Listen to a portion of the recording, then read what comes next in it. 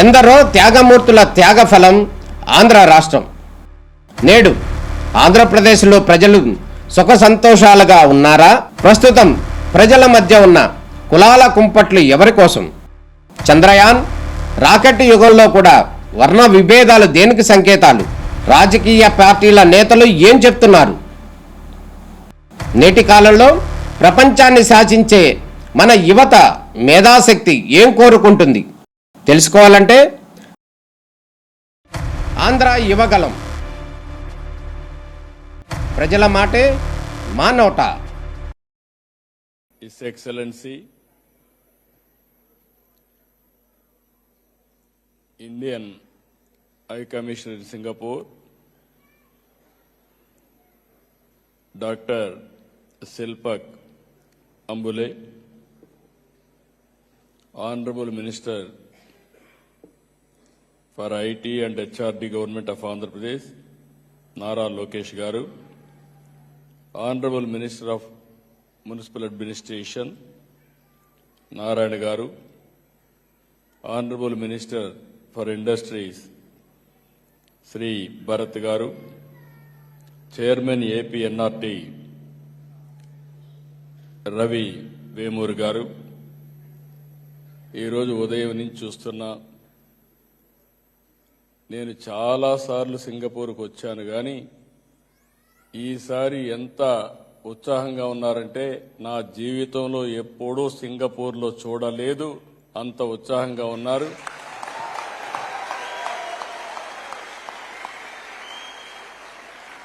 మీ అభిమానం చూస్తే ఎన్ని జన్మలెత్తి మళ్ళీ మీకు సేవ చేసినా మీ రుణం తీర్చుకోలేం. తెల్లవారితో అయితే నేను చూశాను. మేము 6:30 గంటలకు మా ఫ్లైట్ వచ్చింది. వచ్చినప్పుడు హోటల్కి వస్తే ఆ టైంలో చిన్న పిల్లలు కూడా కూచిపూడి డ్యాన్స్ ప్రాక్టీస్ చేసి, ఆడబిడ్డలు ఏదైతే కోలాటం కూడా ప్రాక్టీస్ చేసి బ్రహ్మాండంగా నన్ను రిసీవ్ చేసుకున్నారంటే, అది కూడా సింగపూర్లో రిసీవ్ చేసుకున్నారంటే నా జీవితంలో ఎప్పుడూ మరిచిపోలేనని చెప్పి మరొక్కసారి మీ అందరికీ విజ్ఞప్తి చేస్తున్నా. ఈరోజు మీ ఉత్సాహం చూస్తున్నా. ఈ ఉత్సాహం రాబోయే రోజుల్లో మీ అభివృద్ధికి, రాష్ట్ర అభివృద్ధికి దోహదం చేసిగా ఉండాల్సిన అవసరం ఉంది. ఇప్పుడే నారాయణ గారు నేను మాట్లాడుతుంటే ఒక చీటీ ఇచ్చాడు.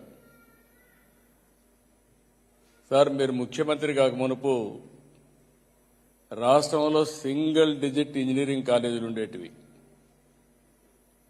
మీరు ముఖ్యమంత్రి అయిన తర్వాత రెవెన్యూ డివిజన్కి ఒక ఇంజనీరింగ్ కాలేజ్ చెప్పి అనౌన్స్ చేశారు. అప్పుడు ఒక 30 దాకా వచ్చాయి. అది కూడా కాదు, ప్రతి ఒక్క నియోజకవర్గానికి ఒక ఇంజనీరింగ్ కాలేజ్ ఇస్తాం, లిమిటే లేదని చెప్పి మీరు అనౌన్స్ చేశారు. 3 సంవత్సరాల్లో 300 ఇంజనీరింగ్ కాలేజీలు ఆంధ్ర రాష్ట్రంలో వచ్చాయి. ఆ రోజు చాలా మంది నన్ను విమర్శించారు, ఎందుకు ఇంజనీరింగ్ కాలేజీలు పెడుతున్నాడని. నేను ఒకటే చెప్పాను, 95లో మీరు చూస్తే ఫస్ట్ టైం ఏదైతే ఇంటర్నెట్ రెవల్యూషన్ వచ్చింది, అంతకు మునిపే మన తెలుగు బిడ్డ పివి నరసింహారావు గారు 1991లో ఆర్థిక సంస్కరణ తీసుకొచ్చారు. భారతదేశం యొక్క ఆర్థిక వ్యవస్థకి దశ దిశ రూపకల్పన చేసిన వ్యక్తి పివి నరసింహారావు గారు అని చెప్పి నేను మీకు తెలియజేస్తున్నా.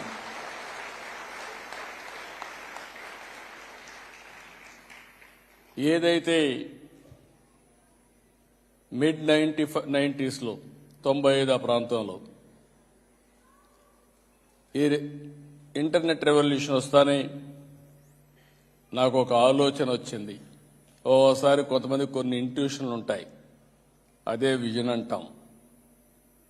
భవిష్యత్ అంతా ఇన్ఫర్మేషన్ టెక్నాలజీకి ఉంటుంది, నాలెడ్జ్ ఎకానమీకి ఉంటుంది. తెలుగు జాతి నాలెడ్జ్ ఎకానమీలో అగ్రస్థానంలో ఉండాలంటే ఇన్ఫర్మేషన్ టెక్నాలజీ ప్రమోట్ చేయాలని చెప్పి ఆలోచించాను. దాని పర్యవసానమే సింగపూర్ లాంటి దేశంలో ఇన్ని వేల మంది తెలుగు వాళ్ళు ఉన్నారంటే, అది కూడా నాలెడ్జ్ ఎకానమీలో. నేను మార్నింగ్ అడిగాను ఆడబిడ్డల్ని, ఏమమ్మా మీరంతా ఉద్యోగాలు చేస్తున్నారంటే, మీరు ఆ రోజు పెట్టిన కాలేజీల్లో ఐటీ చేశాం, ఈరోజు ఉద్యోగం చేస్తూ మీ మీద అభిమానంతో ఒక్క వారం రోజులు కోలాటం మళ్ళా మేము ప్రాక్టీస్ చేసి ఇప్పుడు ప్రదర్శన చేసే పరిస్థితికి వచ్చామని చెప్పినప్పుడు చాలా తృప్తినిచ్చింది, ఆనందాన్ని ఇచ్చింది. ఈరోజు మీరు ఒక్కసారి చూస్తే అమెరికాలో తెలుగు వాళ్ళ సత్తా మనం ఒకసారి చూస్తే మొత్తం ఒకే విషయంలో నేను చూస్తున్నాను. నేను ఎక్కడ పోయినా చెప్తున్నా, ప్రపంచంలో 128 దేశాల్లో తెలుగు వాళ్ళు ఉన్నారు, ఇంకా ఎక్కువే ఉన్నారు. మా ఎన్ఆర్టీ రవి గారి లెక్కల ప్రకారం 128 దేశాలు ఇచ్చారు, ఇంకా ఎక్కువే ఉన్నారు. అయితే ఎక్కడ ఎత్తుక్కోవాల్సిన పని లేదు. ఏ దేశానికి వెళ్ళి ఒక పాష్ లొకాలిటీకి పోయి గట్టిగా తెలుగులో మాట్లాడితే 100 మంది గ్యాదర్ అయిపోతారు.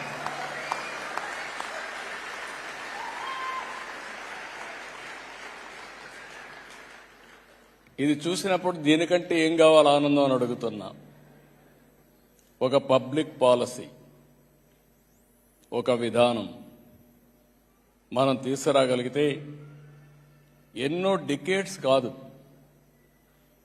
కొన్ని సంవత్సరాల్లోనే ఇది వాస్తవ రూపం దాల్చే పరిస్థితి వస్తుంది. ఈరోజు హైదరాబాద్ ఉంది, ఆ రోజు వేసిన ఫౌండేషన్ ఈరోజు దేశంలోనే హైయెస్ట్ పర్ క్యాపిటా ఇన్కమ్కు చిరునామా ఏదంటే తెలంగాణ రాష్ట్రం. అది ఆ రోజు మనం వేసిన ఫౌండేషనే.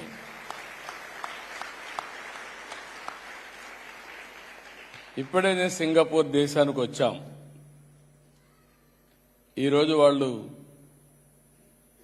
60వ స్వాతంత్ర దినాన్ని జరుపుకుంటున్నారు. ఈ సంవత్సరం 60 ఏళ్లే.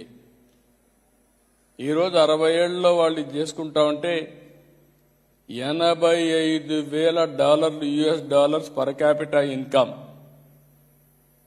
నాకు ఈ దేశం మీద చాలా అభిమానం, రెండోది గౌరవం కూడా. ఈ దేశం అంటే చిన్న దేశం,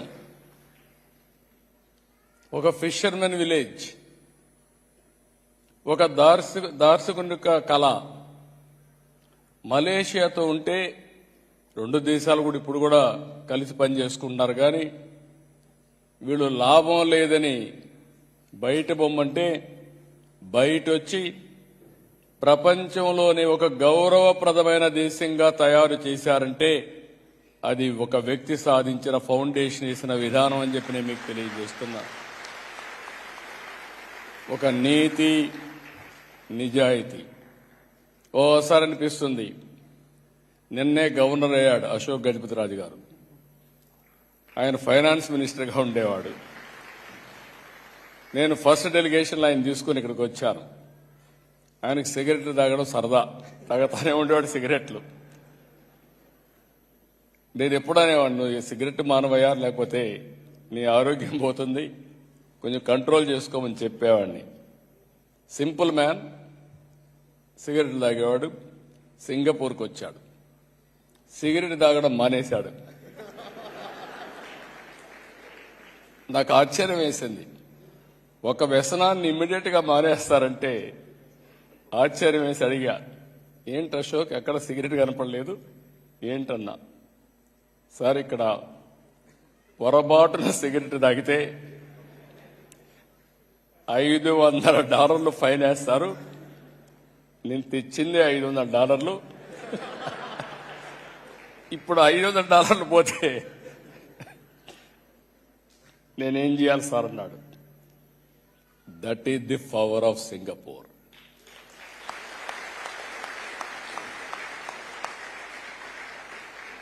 చాలా మంది దేశాల గురించి మాట్లాడుతూ ఉంటారు, ఎక్కడా డబ్బులు తీసుకోరని. నేను 4-5 సార్లు ట్రై చేశాను, తీసుకోరా నిజానా అని. డ్రైవర్ని అడిగాను, టిప్పు తీసుకోమన్నాను. సార్ తీసుకోమన్నాడు. ఏంటన్నా, అలవాట్లేదు సార్, ఇక్కడ తీసుకుంటే కరెక్ట్ కాదు, మీరు తీసుకోమన్నాడు.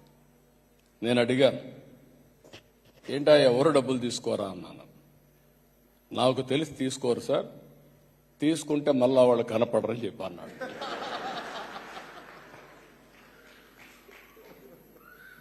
అంటే ఇవన్నీ చూసిన తర్వాత నాకు అడ్మిరేషన్ పెరిగింది. నేను ఇక్కడికి వచ్చేవాడిని, లీ కువాన్ యూ గారిని కలిసేవాడిని.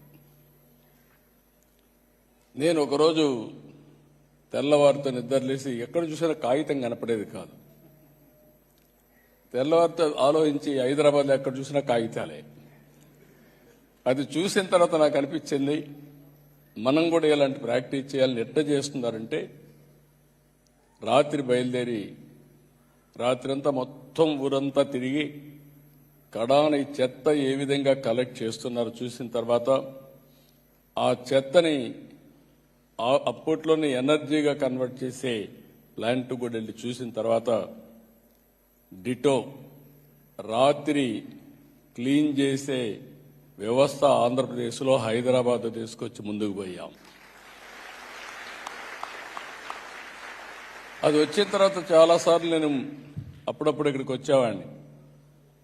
లీ కువాన్ యూ గారు అందరికీ వచ్చిన వాళ్ళందరికీ చెప్పేవాడు, ఇండియాలో చాలా మంది పాలిటీషియన్స్ వస్తారు, సీఎంలు వస్తారు, వచ్చి ముస్తాఫా షాపు పోయి షాపింగ్ చేస్తారు, సంతోష్ ఐలాండ్ పోయి కసోపు ఉండి ఎంజాయ్ చేస్తారు, దాన్ని ఎక్కడికి పోవాలని ఇక్కడే కనెక్టివిటీగా వచ్చి వెళ్తూ ఉంటారు. కానీ ఒకే ఒక పాలిటీషియన్ ఆంధ్ర సీఎం అని చూసా. ఇక్కడికి వచ్చి ఏ విధంగా పరిశుభ్రత ఉందో చూసిన తర్వాత దాన్ని అమలు చేశాడంటే అది నా అడ్మిరేషన్ చెప్పనే పరిస్థితికి వచ్చాడు. ఎందుకు ఈ విషయం చెప్పానంటే, అలాంటి దేశంలో ఈరోజు 40,000 మంది తెలుగు వాళ్ళు ఉన్నారంటే చాలా గర్వంగా ఉంది, ఆనందంగా ఉంది. దీనికి మిమ్మల్ని అందరినీ అభినందిస్తున్నా. ఈరోజు మన వాళ్ళు ఎక్కడికి పోయినా, ఏ దేశం పోయినా మన వాళ్ళు ఉన్నారు. దగ్గర 40-50 లక్షల మంది వివిధ దేశాల్లో ఉన్నారు తెలుగు వాళ్ళందరూ. నా ఉద్దేశం ఒకటి, 8 లక్షల మంది తెలుగు వాళ్ళు ఉన్నాం, ఇటు ఆంధ్ర తెలంగాణ రెండు కలిపి. భవిష్యత్తులో ఈరోజు మీరందరూ గుర్తుపెట్టుకోవాలి, ఒకప్పుడు ఎక్కడన్నా పని చేయాలంటే ఆ ఊర్లో ఉండే పని చేయాలి. ఇప్పుడు పరిస్థితులన్నీ మారిపోయినాయి. నేను కూడా ప్రమోట్ చేస్తున్నా, think globally, act globally, distance is not the constraint.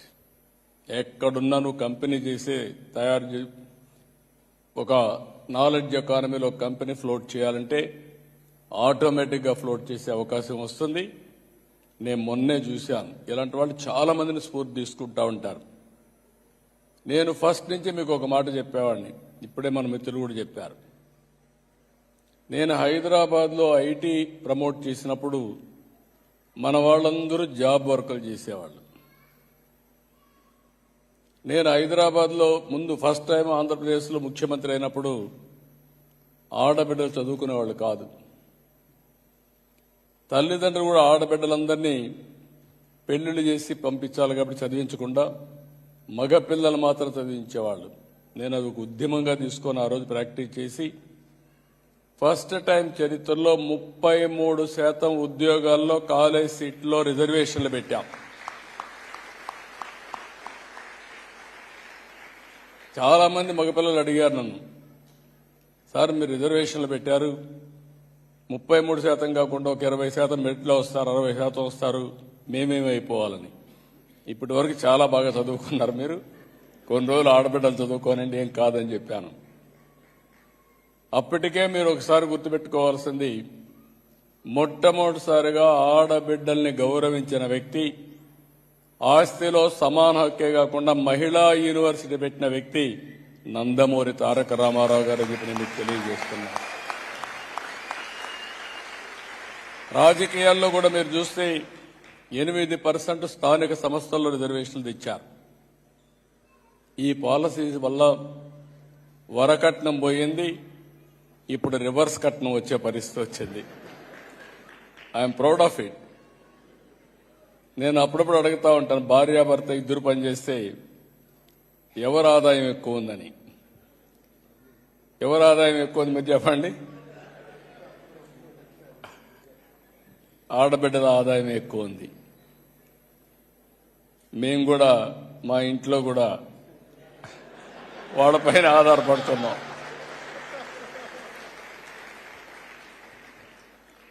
ఇవన్నీ చూసినప్పుడు నేను ఒకటే మిమ్మల్ని అందరినీ 40 ఏళ్లుగా నేను చూసినటువంటి మార్పులు ఇవన్నీ. ఇదే సింగపూర్ గవర్నమెంట్ వచ్చినప్పుడు నేను సమైక్య ఆంధ్రప్రదేశ్లో హైదరాబాద్లో ఉప్పల్ దగ్గర సింగపూర్ సిటీ టౌన్షిప్ కట్టమన్నా. బ్రహ్మాండమైన టౌన్షిప్ నిర్మాణం చేశారు. హైటెక్ సిటీలో పెట్టుబడులు పెట్టారు. అదే సమయంలో మళ్ళీ నేను ఎలక్షన్ ముందు 2014 కంటే ముందు చెప్పాను, నాకు సింగపూర్తో సంబంధాలున్నాయి, ఆంధ్రప్రదేశ్ రాష్ట్రానికి రాజధాని లేదు, మీరందరూ ఆశీర్వదిస్తే అమరావతి సింగపూర్ లాగా తయారు చేస్తానని ఆ రోజు హామీ ఇచ్చాను. ఆ తర్వాత మీరు చూస్తే నేను నేరుగా సింగపూర్కి వచ్చాను. ఫస్ట్ టైం నేను ముఖ్యమంత్రి 95 అయితే సింగపూర్కి రాలా, అమెరికాకి వెళ్ళా. 15 రోజులు తిరిగా, అన్ని కంపెనీలు కలిసా. కడాన మైక్రోసాఫ్ట్ అధినేత బిల్ గేట్స్ కూడా కలిసా. మొత్తం తిరిగి ఐటీ కంపెనీల్ని ఇండియాకి తేవడానికి, ఆంధ్రప్రదేశ్ తేవడానికి ఆ రోజు కృషి చేశా. రెండోసారి ముఖ్యమంత్రి అయిన తర్వాత నేరుగా సింగపూర్కి వచ్చి, నాకు రాజధాని లేదు, మీరేం చేస్తారో తెలియదు, టెండర్లు పిలవాలని టైం అవుతుంది, నాకు ఫ్రీగా మాస్టర్ ప్లాన్ డీటెయిల్స్ తయారు చేయమని ఆ రోజు అడిగితే సెంట్రల్ క్యాబినెట్ తీసుకెళ్లి ఆ రోజున్న ప్రధానమంత్రి లీ గారైతే ఇమ్మీడియట్ గా ఆంధ్రప్రదేశ్ అమరావతికి మాస్టర్ ప్లాన్ తయారు చేస్తామని, ఫ్రీగా తయారు చేస్తామని చేసి పెట్టిన దేశం సింగపూర్ దేశం.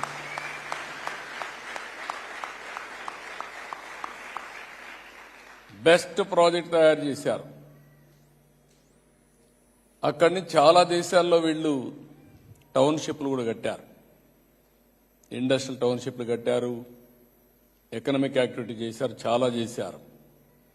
దాంతో నేను వీళ్ళతో మాట్లాడి ఒక సీడ్ క్యాపిటల్ కూడా తయారు చేస్తే వీళ్ళు భాగస్వాములు అయితే ప్రపంచాన్ని మొత్తం తీసుకొచ్చి పెట్టాం. అది కూడా ఎప్పటికప్పుడు ల్యాండ్ ఇచ్చి ఆ రోజుండే మార్కెట్ రేట్ ప్రకారం తీసుకొని అభివృద్ధి చేసి ఆ డబ్బులు గవర్నమెంట్కి వచ్చేది. 19లో గవర్నమెంట్ మారింది. కడాన సింగపూర్ గవర్నమెంట్ కూడా తప్పుబట్టే పరిస్థితికి వచ్చారు. ఈరోజు నేను వచ్చింది పెట్టుబడులు నేను సాధిస్తాను కానీ రాష్ట్ర ప్రతిష్ట పోతే, బ్రాండ్ పోతే శాశ్వతంగా ఆంధ్రప్రదేశ్ రాష్ట్రం నష్టపోతుంది. ఆంధ్రప్రదేశ్ రాష్ట్రంలో జరిగిన నష్టాన్ని సింగపూర్ గవర్నమెంట్ కూడా చెప్పి మళ్లీ రికార్డు స్ట్రైటన్ చేయాలనే ఉద్దేశంతో నేను ఈ పర్యటనకు వచ్చానని చెప్పి కూడా నేను మీకు తెలియజేస్తున్నా.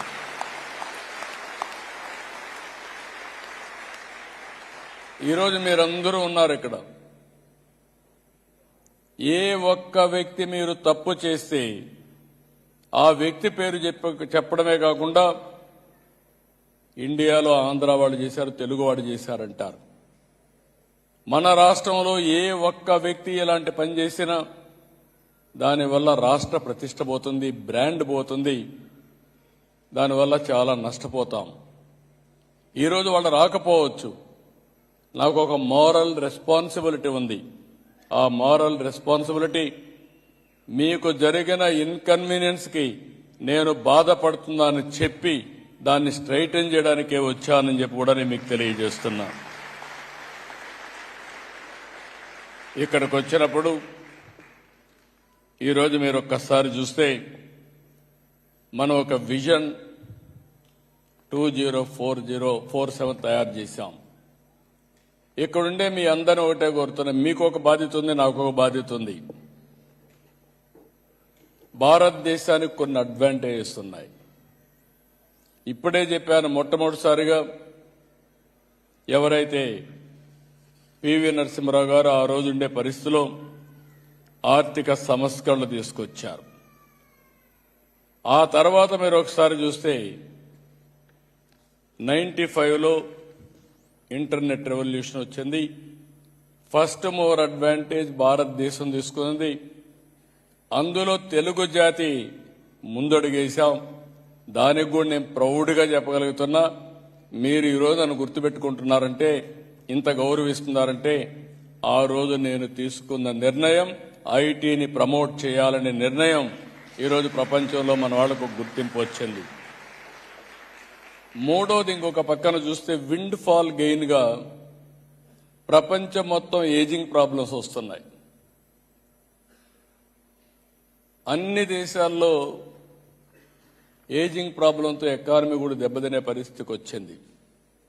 మన దేశంలో మాత్రం విండ్ ఫాల్ గెయిన్ గా 2047 వరకు ఎక్కువ యువతుండే ఏకైక దేశం యంగ్ ఇండియా భారతదేశం అని చెప్పి మరొకసారి మీ అందరికీ విజ్ఞప్తి చేస్తున్నా. దీనివల్ల ఇక్కడ మీరు ఎక్కడ చూసినా కూడా మన వాళ్ళు యువత ఉన్నారు, డైనమిక్ గా ఉన్నారు. వీళ్ళకు ఒక అడ్వాంటేజ్ వచ్చింది.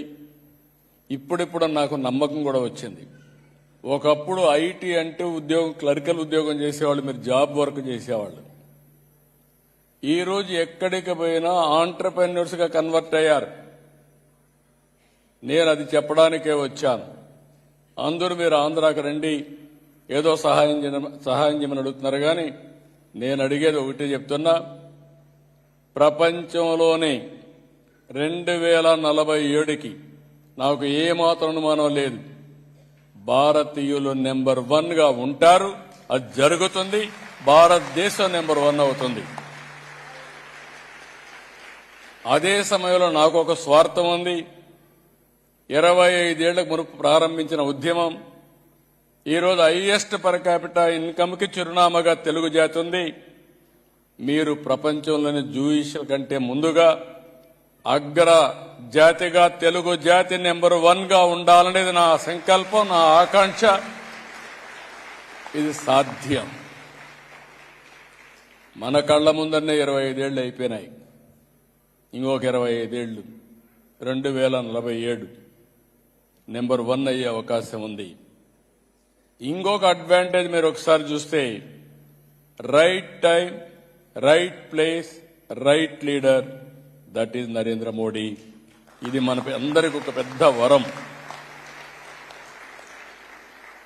ఇది నేను భారతదేశంలోనే ఒక సీనియర్ లీడర్గా నేను చెప్తున్నా. చాలా మంది ప్రధానమంత్రులను చూశాను, చాలా మంది సమకాలికులతో మాట్లాడాను, పనిచేశాను. ఒక మాటలో చెప్పాలంటే, నేను 1995లో ముఖ్యమంత్రి అయ్యా, 1978లో ఎమ్మెల్యే అయ్యా, 80లో మంత్రి అయ్యా.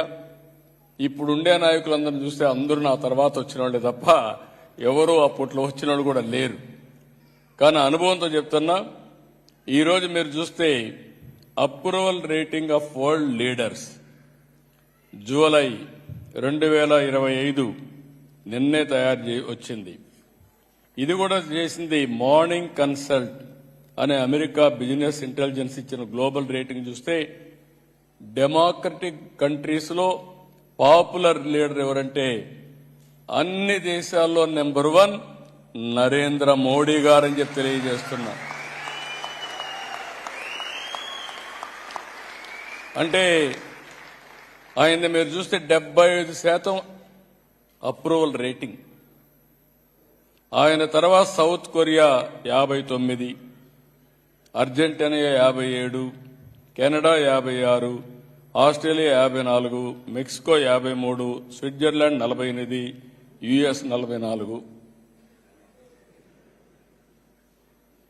అంటే దీనికంటే మనకు గర్వకారణం ఏం కావాలని మిమ్మల్ని అడుగుతున్నా. దేశానికి గుర్తింపు తీసుకొచ్చాడు, ఒక స్టెబిలిటీ వచ్చింది. ఇలాంటి ఫ్యాక్టర్స్ వచ్చినప్పుడు ఆకాశమే హద్దుగా మీరందరూ దూసపోగలిగితే మేము మిమ్మల్ని ప్రోత్సహించడానికి సిద్ధంగా ఉన్నాం, ఎకోసిస్టమ్ క్రియేట్ చేయడానికి సిద్ధంగా ఉన్నామని చెప్పి కూడా నేను మీకు తెలియజేస్తున్నా. ఇవన్నీ చూసిన తర్వాత నేను ఒక నిర్దిష్టమైన ఆలోచన పెట్టుకున్నాం.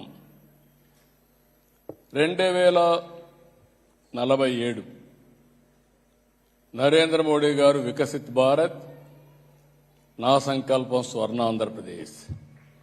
స్వర్ణాంధ్రప్రదేశ్లో హెల్తీ, వెల్తీ, హ్యాపీ సొసైటీ సంకల్పంగా పెట్టుకున్నాం. $2.4 ట్రిలియన్ ఎకానమీ క్రియేట్ చేయాలని, పర్ క్యాపిటా ఇన్కమ్ 55 లక్షల పర్ క్యాపిటా ఇన్కమ్ తయారు కావాలనే సంకల్పం అని చెప్పి కూడా నేను మీకు తెలియజేస్తున్నా. ఇవి చేసినప్పుడు ఇక్కడే మీరు చూస్తే కొంతమందికి డౌట్ వేస్తుంది. అమెరికాలో మొత్తం 43 దేశాలకు సంబంధించిన సంపన్నుల జాబితా తయారు చేశారు. అందులో 125 మంది తేలితే 12 మంది భారతీయులు ఉన్నారు. అందులో మన నాదేళ్ల సత్య కూడా ఉన్నాడు. నేను ఆ రోజు హైదరాబాద్లో మైక్రోసాఫ్ట్ తీసుకొస్తే నాదేళ్ల సత్య మైక్రోసాఫ్ట్లో పనిచేస్తూ మైక్రోసాఫ్ట్ సీఈఓగా అయ్యాడంటే అది ఆయన చూపించిన చొరవ, కష్టపడిన విధానం, ఆయన ప్రతిభ అని చెప్పి కూడా నేను మీకు తెలియజేస్తున్నా. ఈరోజు అమెరికాలో పర్ క్యాపిటల్ ఇన్కమ్ మీరు ఒకసారి చూస్తే 71,000 అమెరికన్స్ యొక్క పర్ క్యాపిటల్ ఇన్కమ్. అదే Indians per capital income 1,51,000, more than double. అదే మరి ఇంకొక పక్కన తెలుగు వాళ్ళు చూస్తే ఇంకొంచెం ఎక్కువే ఉంటారు, ఎందుకంటే వీళ్ళు ఆంటర్ప్రెన్యూర్స్గా ఉన్నారు. అయితే ఇక్కడ ఒక విషయం మీ అందరికీ గుర్తు చేస్తున్నాం. భారతదేశానికి, భారతీయులకి, మనకు కానీ ఒక మంచి అవకాశం, ప్రపంచానికి సేవలు అందించే అవకాశం వచ్చింది నాలెడ్జ్ ఎకానమీలో. ఈ అవకాశాన్ని దుర్వినియోగం చేసుకోకుండా మనం కానీ సద్వినియోగం చేసుకోగలిగితే ప్రపంచానికి ఉపయోగపడతాం, సమాజానికి ఉపయోగపడతాం, తద్వారా మన గౌరవం పెరుగుతుంది. నేను ఎప్పుడూ మీకు ఒకే మాట చెప్తున్నా, ఇది కర్మభూమి. మీకు అవకాశాలు కల్పించింది. అవకాశాలు కల్పించిన ఈ దేశానికి మీరు అభివృద్ధి కోసం పనిచేస్తున్నారు. అదే సమయంలో సమాజ సేవకు కూడా మీరు ఉపయోగపడే విధంగా ఆ దేశ పరిస్థితులను బట్టి మీరు ముందుకు పోవాల్సిన అవసరం ఉంది. రెండోది, మీరు పుట్టినది జన్మభూమి, మీరు అక్కడ పెరిగారు, అక్కడ ట్యాక్స్ పేయర్స్ మనీతో మీరు పైకి వచ్చారు. మనతో పుట్టిన వాళ్ళు ఇంకా చాలా మంది పేదరికంలో ఉన్నారు. మన బంధువులు ఉన్నారు, మన ఇంటి పక్కన ఉన్నారు, మన ఊరిలో ఉన్నారు. మనకు ఒక బాధ్యత ఉంది, తిరిగి సమాజానికి ఇచ్చే బాధ్యత కూడా మన మీద ఉంది. ఈ రెండు కూడా బ్యాలెన్స్ చేసుకొని మీరు ముందుకు పోతే తిరుగులేని విజయాన్ని మీరు సాధిస్తారు. దానికోసమే నేను మిమ్మల్ని అందరినీ ఒకటే చెప్తున్నా. నేను ఈరోజు వచ్చి వెళ్ళిపోవచ్చు, నేను ఒకటే ఆలోచిస్తున్నా. నేను ఒక సంకల్పం కోసం పనిచేస్తున్నాను కాబట్టి నేను ఏ దేశానికి పోయినా తెలుగు వాళ్ళని కలవకుండా వెళ్ళను. మీతో మాట్లాడి కొంత సమయం వెచ్చించిన తర్వాతనే ఇక్కడి నుంచి వెళ్తాను. దానికి కారణం మీరు చేసే మంచి పనులకు చేయూతనివ్వాలి. ఒక రాష్ట్ర ప్రభుత్వం ఒక సావరిన్ అధికారంగానే మీకు సపోర్ట్గా ఉంటే మీరు అనుకున్న లక్ష్యాలను చేసుకునే అవకాశం కూడా వస్తుంది. ఇప్పుడే మిత్రులు మాట్లాడుతూ కొన్ని విషయాలు చెప్పారు. ఒక మంచి ఎన్ఆర్టీ, అవసరమైతే కొన్ని దేశాలకు సంబంధించిన మిమ్మల్ని అందరినీ ఎన్ఆర్టీలు పెడతాం. తెలుగుదేశం పార్టీకి అనుబంధ సంస్థ ఎన్ఆర్ఐ ఉంది. కానీ తటస్థంగా ఉండడానికి ప్రభుత్వ వ్యవస్థ కింద ఎన్ఆర్టీ తీసుకొచ్చాం. నాన్ రెసిడెంట్ తెలుగు వారందరి కోసం ఎన్ఆర్టీ తీసుకొచ్చాం. ఈరోజు మన వాళ్ళు ఆంధ్ర సిఎక్స్ఓ క్లబ్ పెట్టారు. ఇప్పుడే మన వాళ్ళు మాట్లాడినప్పుడు చాలా విషయాలు మాట్లాడారు. ఈరోజు ఈ దేశంలో మనం చూస్తున్న ఆల్ టెక్నాలజీస్లో అడ్వాన్స్డ్గా ఉన్నారు. మనకు అనేక వనరులు ఉన్నాయి, మామూలు వనరులు కాదు. ఈరోజు నిన్నే నేను అనౌన్స్ చేశా, గ్రీన్ హైడ్రోజన్ వ్యాలీ. ఇప్పుడిప్పుడే సోలార్ కానీ విండ్ కానీ పంప్డ్ ఎనర్జీతో ముందుకు పోతున్నాం. భవిష్యత్తు గ్రీన్ హైడ్రోజన్ది. దీనికి ఇంకొక పక్క మనకు పోర్ట్లు కూడా ఉన్నాయి.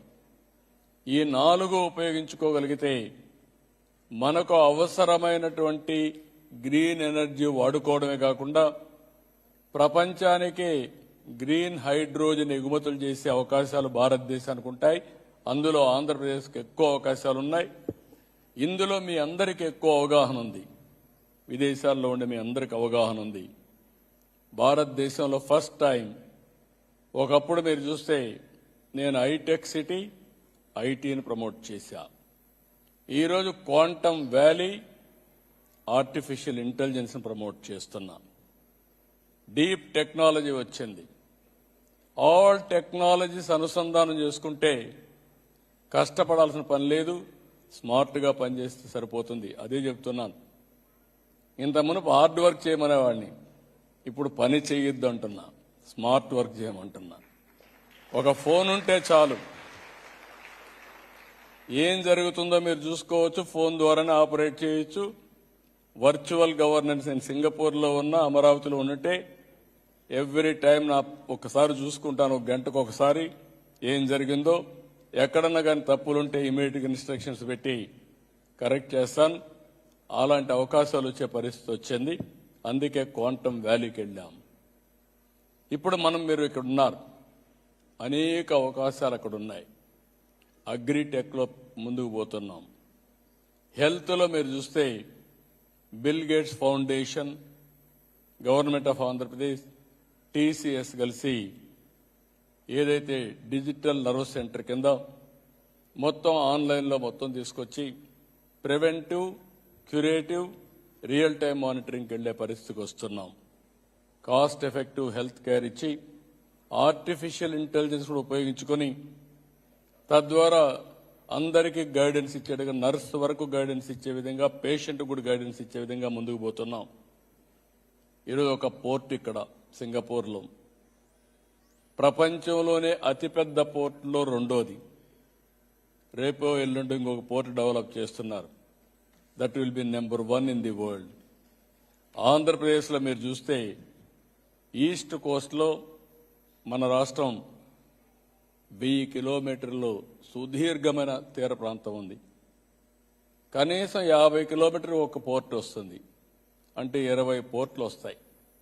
పెద్దవి చిన్నవి 20 పోర్ట్లు వస్తే ఒక 15-20 ఎయిర్పోర్ట్లు కట్టుకుంటే, అదే మరి రోడ్లన్నీ శుభ్రంగా వేసుకుంటే, ఇన్లాండ్ వాటర్ వేస్ కానీ ఇవన్నీ కానీ ప్రమోట్ చేస్తే లాజిస్టిక్స్లో ఇండియాకి లాజిస్టిక్స్ హబ్గా తయారయ్యే అవకాశం ఉంటుంది.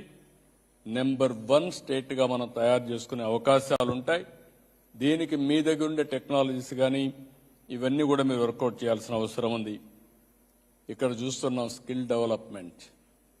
ఇప్పుడే కొంతమంది మాట్లాడారు. ఇప్పుడే మిత్రులైతే ఏదైతే శేషుబాబు గారైతే ఆయన ఎలాన్ మాస్క్లో ఆయన దగ్గర కూడా పనిచేసి, తర్వాత బీపీసీఎల్లో పనిచేసి, ఇప్పుడు పెట్రోకెమికల్ గురించి వారు సజెషన్స్ ఇచ్చారు. మొన్నే గ్రీన్ హైడ్రోజన్లో కూడా పార్టిసిపేట్ చేశారు. ఇలాంటి ఆలోచనలు ఇచ్చిన వాళ్ళు చాలా మంది ఉన్నారు మన వాళ్ళు. మీరు నాలెడ్జ్ని మాకు ఇవ్వచ్చు, బెస్ట్ ప్రాక్టీసెస్ తేవచ్చు, టెక్నాలజికల్ సొల్యూషన్స్ ఇవ్వచ్చు. లేకపోతే మీరు కూడా ఆలోచించి మీరు కూడా సర్వీస్ ప్రొవైడర్స్గా స్టార్టప్ కంపెనీలు పెట్టి మీరు కూడా పనిచేసుకోగలిగితే పూర్తిగా సహకరించడానికి సిద్ధంగా ఉన్నాం. ఇక్కడికి వచ్చినప్పుడు నేను ఐఎమ్ వెరీ హ్యాపీ. నాకు కూడా ఒక కళ, వెంకటేశ్వర స్వామి బాలాజీ మన రాష్ట్రంలో ఉండడం నా అదృష్టంగా భావిస్తున్నా. ఎన్ని కష్టాలు వచ్చినా ఒక్కసారి వెంకటేశ్వర స్వామిని తలుచుకొని సంకల్పం చేసుకుని ముందుకు పోతే అయిపోతుంది. ఈరోజు ప్రపంచంలోని రిచెస్ట్ గాడ్ ఎవరంటే మన వెంకటేశ్వర స్వామే. ఏ దేవుడు కూడా అంత పవర్ఫుల్గా లేడు. ఈరోజు ఇంకొక పక్కన నా కోరిక కూడా, మీరు చాలామంది 5 ఏళ్ళు అవస్థలు పడ్డారు. ఇప్పుడు ఎన్ఆర్టీ ఉంది. ఎన్ఆర్టీలకు కూడా దర్శనం కోసం ప్రత్యేకంగా మీకు అరేంజ్ చేసే బాధ్యత నాది. దానికి కూడా శ్రీకారం చుట్టాం. అవసరమైతే ఇంకా పెంచుతాం.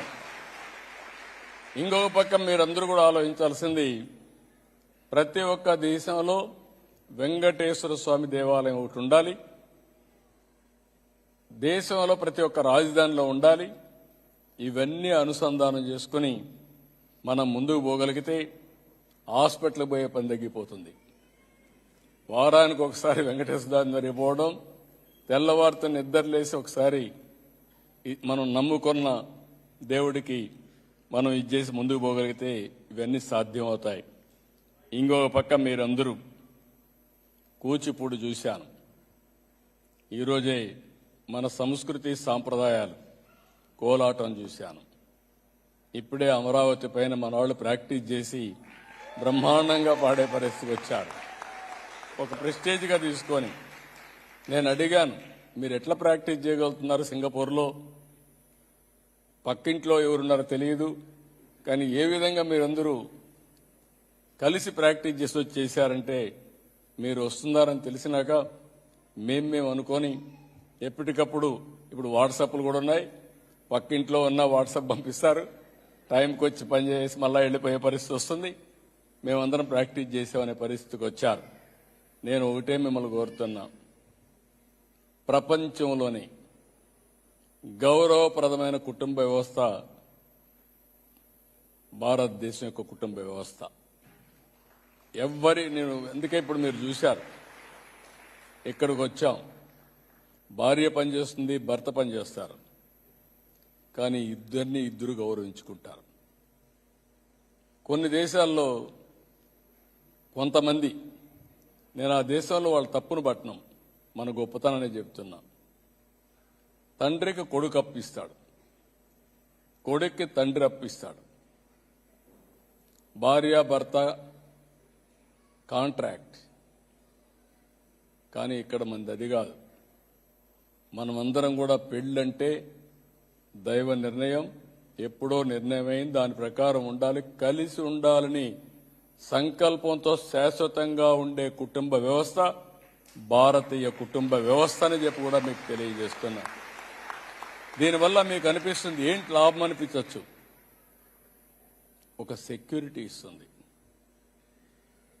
ఒక హెల్త్ ప్రాబ్లం వస్తే నా భర్త ఉన్నాడు, నా పిల్లలున్నారు, లేకుంటే భార్య ఉంది, చూసుకుంటారని నమ్మకం ఇస్తుంది.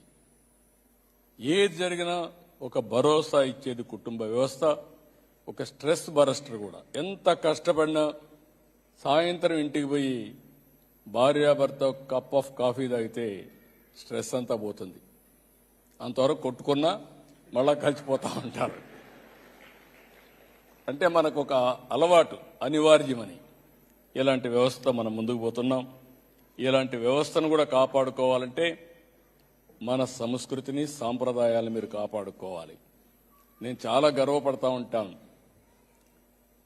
ఆంధ్రప్రదేశ్లో ఉండేవాళ్ళు మన సాంప్రదాయాలు పాటించరు, కానీ వేరే దేశాల్లో ఉండే మీరు మన సంస్కృతి సాంప్రదాయాలను బ్రహ్మాండంగా పాటించి చిన్న పిల్లలను కూడా శిక్షణిచ్చి పదే పదే లైన్లో పెడుతున్నారు.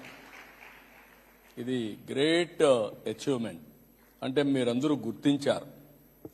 ఇది భావితరాలకు అందించాలనే ఉద్దేశంతో మనం ముందుకు పోయే పరిస్థితికి వచ్చాం. దానికి కూడా మిమ్మల్ని అందరినీ అభినందిస్తున్నా. ఇంకొక పక్కన మీరు ఒకసారి చూసినప్పుడు, ఈరోజు నేను ఇంత మునిపే చెప్పాను, ఈ యొక్క జన్మభూమి రుణం కూడా తెచ్చుకోవడానికి ఏ విధంగా ముందుకు పోవాలనో ముందుకు రమ్మని. నేను ఆంధ్రప్రదేశ్కి మిమ్మల్ని రమ్మని కోరుతున్నా. అదే సమయంలో మీరు ఎక్కడెక్కడున్నారో ఎన్ఆర్టీ ద్వారా ఆ దేశంలో మీరందరినీ కూడా పైకి తీసుకొచ్చే వ్యవస్థ కోసం మనం ముందుకు పోదాం. అపారమైన అవకాశాలు ఉన్నాయి. మీరు దృష్టి పెట్టి ఒకరు ఇప్పుడు కూడా మీరు చూస్తే 95 కంటే ముందు ఆంధ్ర రాష్ట్రంలో వ్యవసాయ రాష్ట్రం అంది. నేను ఐటీని ప్రమోట్ చేయడమే కాకుండా ఆంటర్‌ప్రెన్యూర్స్ని ప్రమోట్ చేశాను. సింగపూర్ కూడా 4-5 సార్లు ఇంత మునుపు కూడా తీసుకొచ్చాను. ఈరోజు మళ్ళీ దగ్గర ఒక 55 మంది పారిశ్రామికవేత్తలను తీసుకొచ్చి ఇక్కడ పారిశ్రామికవేత్తలను పిలిచి ఇద్దరికి ఎక్కడికక్కడ పార్ట్నర్షిప్ పరిచయాలు చేయడం, మనం ఏం చేస్తున్నాం, అవకాశాలు ఏ విధంగా ఉన్నాయి, అవసరమైతే ఎంఓయూలు కానీ లేకుంటే పార్ట్నర్షిప్ కానీ కలిసి పనిచేసే ఇది నేర్పిస్తుంది. దీనివల్ల ఏమవుతుందంటే పారిశ్రామికవేత్తలకు కావాలనే ఆలోచన వస్తుంది. ఆంధ్రప్రదేశ్ రాష్ట్రం పారిశ్రామికవేత్తలను కూడా గౌరవిస్తున్నారనే ఆలోచన వస్తుంది. దీనివల్ల ఇక్కడ వాళ్ళు గౌరవిస్తారు. దీనివల్ల ఒక్క విషయం మనం గుర్తుపెట్టుకోవాలి, నేను చాలా స్ట్రాంగ్గా నమ్ముతాను, సంపద సృష్టిస్తేనే ప్రభుత్వానికి ఆదాయం వస్తుంది. ప్రభుత్వానికి ఆదాయం వస్తేనే సంక్షేమ కార్యక్రమాలు చేస్తాం, మళ్ళా సంపద సృష్టించే పరిస్థితి వస్తుంది. మొన్న ఎలక్షన్లో మీరందరూ ఉన్నారు, నేను చాలా గర్వపడుతున్నా. ఒక విధంగా చెప్తే నేను రుణపడున్నా. మొన్న ఎలక్షన్ ముందు జరిగింది చేయని తప్పుకు నేను ఆ రోజు జైలుకు పోయే పరిస్థితి వస్తే 53 రోజులు నేను జైల్లో ఉంటే నేను చూసేవాడిని. దగ్గర 70, 80, 90 దేశాల్లో పనులన్నీ వదిలిపెట్టి ఎక్కడ వేరే దేశాలంతా కూడా మీరు నా కోసరం మీరు పడిన తపన, ఆందోళన నా జీవితంలో ఎప్పుడు కూడా మరిచిపోలేను. ఒక వ్యక్తి చనిపోయిన తర్వాత గుర్తుపెట్టుకుంటారంటారు కానీ బతికున్నప్పుడే మీరు ఆ విధంగా నా కోసం పోరాడారంటే అది ఎప్పటికీ మర్చిపోలేము. ఇంకొకటి కూడా చూశాను, ఈసారి ఎన్నికలు నేను చూసినప్పుడు ఎక్కడి నుంచి వచ్చారో వాళ్లే వచ్చి వాళ్లే డబ్బులు పెట్టి వాళ్లే ఖర్చు పెట్టి 1, 2 నెలలు 6 నెలలు ఉండిపోయి మళ్లీ గెలవాలి, మేము మీరు రాకపోయినా మీకు జరుగుతుంది, కానీ మీలో ఒక తపన, ఒక ఆందోళన, ఆంధ్రప్రదేశ్ రాష్ట్రాన్ని కాపాడుకోకపోతే తిరిగి మనం జన్మించిన స్థలానికి పోలేమనే ఆందోళనతో 6 నెలలు సంవత్సరం ఉద్యోగం వదిలిపెట్టి నా కోసం రాష్ట్రం కోసం తపన పడ్డారంటే అది నా జీవితంలో ఎప్పుడూ మర్చిపోలేను. శాశ్వతంగా మీకు రుణపడి ఉంటానని చెప్పి కూడా మీ అందరికీ తెలియజేస్తున్నా. అయితే అలాంటి స్ఫూర్తి చూపించిన మిమ్మల్ని నేను కోరేది ఒకటే, ఈరోజు మీరందరం కూడా ఒక బాధ్యతగా వెళదాం. ఈరోజు సింగపూర్ ఉంది, 60 ఏళ్ళు, $85,000 పర్ క్యాపిటా ఇన్కమ్. వీళ్ళకంటే ముందు మనకు స్వాతంత్రం వచ్చింది, మొన్నే 78 ఏళ్ళు అయిపోయింది మనకి. ఇప్పటికీ ఇంకొక 22 ఏళ్లలో 100 ఇయర్స్ ఇండిపెండెన్స్ అవుతుంది. వీళ్లతో మనం కంపేర్ చేసుకుంటే మనకు $2,500, $2,600 పర్ క్యాపిటా ఇన్కమ్. $2,600 ఎక్కడ, $85,000 ఎక్కడో మీరు ఒక్కసారి గుర్తుపెట్టుకోండి. వీళ్ళు మనకంటే కూడా వెనకబడి ఉన్న వ్యక్తులు, కానీ ఈరోజు అగ్రస్థానానికి వచ్చారంటే వాళ్ళు తీసుకున్న నిర్ణయాలు, అక్కడ పరిపాలనలో చూపించిన చొరవ, నీతి నిజాయితీ కారణం. అందుకే మీరు చదువుకున్న వ్యక్తులు కాబట్టి ఒక సుస్థిరమైన ప్రభుత్వం ఉంటే ఎన్నో సాధించే అవకాశం వస్తుంది. నేను అప్పుడప్పుడు అంటాను, 2004 తిరిగి మనం ఉంటే సింగపూర్తో సమానంగా మనం కూడా ముందుకు పోయేవాళ్ళం. ఆ ఒక్క అది ఏమన్నా నాకు తెలియదు, కానీ నా తప్ప ప్రజలు అప్పుడు ఇదయ్యారా అదొక విషయం. మళ్ళీ 2019లో మళ్ళీ గెలుసుంటే అమరావతి ఇప్పటికి పూర్తి అయిపోయి, పోలవరం పూర్తయి మళ్ళీ పట్టాలిగా ముందుకు పోయేవాళ్ళం. అక్కడ ఒక గ్యాప్ వచ్చింది. అందుకే అప్పుడప్పుడు అంటా ఉంటాను నేను, మళ్ళీ రాబోయే రోజుల్లో ఇలాంటి జరిగితే పొరపాట్లు జరగకుండా చూసుకునే బాధ్యత నా మీద కూడా ఉంది. దీన్ని సరైన ట్రాక్లో పెట్టే బాధ్యత ఎన్ఆర్ఐలుగా మీ మీద, ప్రజల మీద ఉందని చెప్పి మరొకసారి మీ అందరికీ విజ్ఞప్తి చేస్తున్నా. ఆ విషయాలన్నీ మనం మళ్ళీ మాట్లాడుకుందాం. ఇక్కడికి వచ్చినప్పుడు నేను మిమ్మల్ని ఒకటే కోరుతున్నా. ఈరోజు ఇక్కడ మన రవి గారు కూడా వీళ్ళు ఒక మాట అన్నారు. ఈరోజు సింగపూర్లో బెంగాలీ, హిందీ, తమిళ్ రెండో భాష కింద వాళ్ళందరికీ కూడా ప్రోత్సహిస్తున్నారు. తెలుగు కూడా సెకండ్ లాంగ్వేజ్గా పెడితే బాగుంటుందని తెలుగు వారి కోరిక. 40,000 మంది ఉన్నాం. నేను కూడా టేకప్ చేస్తా. I'm requesting his excellency high commissioner to take up with this issue to Singapore government.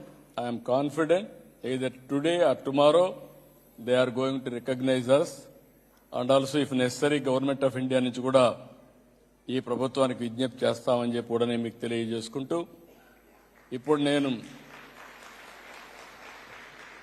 మిమ్మల్ని కోరేది ఒకటే, నెక్స్ట్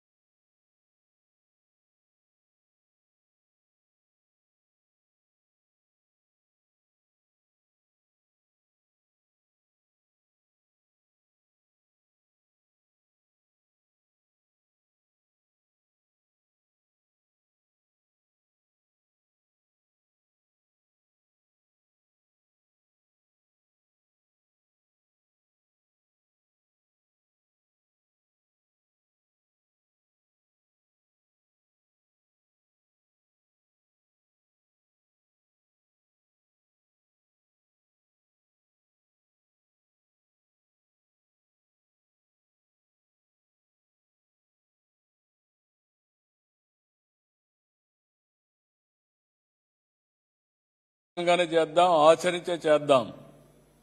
అయితే మన తెలివితేటలు ఉపయోగిద్దాం. ఆ దేశ అభివృద్ధి కోసం ఉపయోగపడతాం. తెలుగు జాతి పేరు కోసం పనిచేస్తాం. ఇది చేయగలిగితే బ్రహ్మాండమైన గౌరవం. ఒకటే చెప్తున్నా, ఇండియన్స్ అనేది మనం గుర్తుపెట్టుకోవాల్సింది most respectable community globally. I'm proud to say this. ఏ వాతావరణానికైనా మీరు అడ్జస్ట్ అయిపోతారు. ఏ ఊర్లో అయినా సరే పాలు నీళ్లు మరి గలిచిపోతూ ఉంటారు. చాలా సింపుల్గా, ఏమీ ఎక్కడ భేషజాలు ఉండవు. అందులో కూడా మీరు చూస్తే కొంతమంది కొన్ని దేశాల నుంచి వచ్చిన వాళ్ళు, కొన్ని మతాలు అయితే ఒక గుంపుగా పోవాలని చూస్తారు. కానీ మీరు అట్ట కాదు. ఒక్కరున్నా సరే ప్రపంచంలో ఎక్కడైనా సరే ఉండగలిగే శక్తి, తెలివితేటలుండే ఏకైక జాతి భారతదేశంలో ఉండే భారతీయులు. అందులో నెంబర్ 1 తెలుగు వాళ్ళని చెప్పి నేను మీకు తెలియజేసుకుంటూ, నా కోరిక మోస్ట్ ఇన్ఫ్లుయెన్షియల్గా తయారు కావాలి మీరు. అది డబ్బులుంటేనే సాధ్యం. ఎప్పుడు కూడా గుర్తుపెట్టుకోవాలి, మన యొక్క శక్తిని, సామర్థ్యాన్ని కొలవాలంటే సక్సెస్ ఉండాలి. ఆ సక్సెస్ రావాలంటే మీరు సంపాదించిన సంపాదన, మీరు క్రియేట్ చేసిన వెల్త్నే మానిటర్ చేస్తూ ఉంటాం. దానికి కావాల్సిన స్కిల్స్ కానీ ఇవన్నీ తీసుకోవాలి. రాష్ట్ర అభివృద్ధి కోసం, మీ అభివృద్ధి కోసం మనం కలిసి పనిచేద్దాం. దీన్ని నిరంతరం ముందుకు తీసుకుపోదామని తెలియజేసుకుంటూ, మరొక్కసారి ఈరోజు చాలా ఉత్సాహంగా మళ్ళా ఫోటోలన్నీ ఉన్నాయి. ఇప్పటికే 4:40 అయింది. అవన్నీ అయ్యే కొంచెం చాలా టైం అవుతుంది. మళ్ళా ఈస్ ఎక్సలెన్సీ హై కమిషనర్ గారు డిన్నర్ కూడా ఇస్తున్నారు. మళ్ళా ఆ కార్యక్రమానికి పోవాలి. మీ మీద అభిమానంతో ఈరోజు రాత్రి నాకు నిద్ర లేదు, కానీ మీ మీద అభిమానంతో ఎంతైనా సరే ఇక్కడ ఉండాలనే ఉద్దేశంతో మీ అందరితో ఫోటో కూడా ఇవ్వాలనే ఉద్దేశంతో ఇక్కడ ఉన్నా. కాబట్టి మీరందరూ కూడా టైంగా రాగలిగితే కంప్లీట్ చేద్దాం. మీరు ఎవరన్నా 1-2 క్వశ్చన్స్ అడగాలంటే మీరు అడగండి. డౌట్స్ ఉంటే క్లారిఫై చేస్తాం. 1 or 2